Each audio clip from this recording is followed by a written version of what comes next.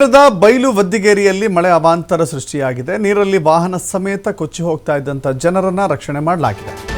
ವಿದ್ಯುತ್ ಕಾಮಗಾರಿಗಾಗಿ ಆಗಮಿಸಿದಂತ ನೌಕರರನ್ನ ರಕ್ಷಣೆ ಮಾಡಲಾಗಿದೆ. ವಿದ್ಯುತ್ ಕೆಲಸಕ್ಕಾಗಿ ಬಂದಂತ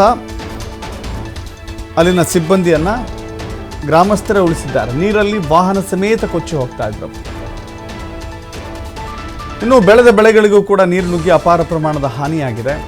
ಆರೆಂಜ್ ಅಲರ್ಟ್ ಅನ್ನು ಘೋಷಣೆ ಮಾಡಲಾಗಿದೆ.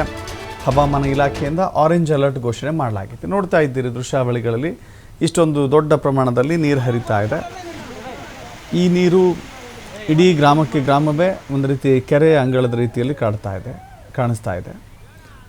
ಇಲ್ಲಿ ನಡೆದುಕೊಂಡು ಹೋಗೋಕ್ಕೂ ಕಷ್ಟ, 2 ವೀಲರಲ್ಲಿ ಹೋಗೋಕ್ಕೂ ಕಷ್ಟ, 4 ವೀಲರಲ್ಲೂ ಕಷ್ಟ, ಹಾಗೋಗಿದೆ. ಇಂಥ ಸ್ಥಿತಿಯಲ್ಲಿ ಯಾವುದಾದ್ರು ಸಾಹಸ ಮಾಡೋಕ್ಕೆ ಹೋದರೆ ಖಂಡಿತ ಕೂಡ ಅಪಾಯವನ್ನು ನೀವೇ ನಿಮ್ಮ ಮೈ ಮೇಲೆ ಎಳೆದುಕೊಂಡಂಗೆ ಆಗುತ್ತೆ. ನೀರು ಜಾಸ್ತಿ ಪ್ರಮಾಣದಲ್ಲಿ ಹರಿಯುವಂಥ ಸಂದರ್ಭದಲ್ಲಿ ನಾನು ದಾಟಿಬಿಡ್ತೀನಿ, ನಾನು ಹೆಂಗೋ ಸ್ಟಂಟ್ ಮಾಡಿಬಿಡ್ತೀನಿ ಅಂತ ಹೋದರೆ ಅಪಾಯಕ್ಕೆ ಆಹ್ವಾನ ಕೊಟ್ಟಂತಾಗುತ್ತೆ. ಬಲು ಜಾಗರೂಕತೆಯಿಂದ ಎಚ್ಚರಿಕೆಯಿಂದ ಹೆಜ್ಜೆ ಇಡೋದು ಭಾಳ ಸೂಕ್ತ ಅಂತ ಕಾಣಿಸುತ್ತೆ.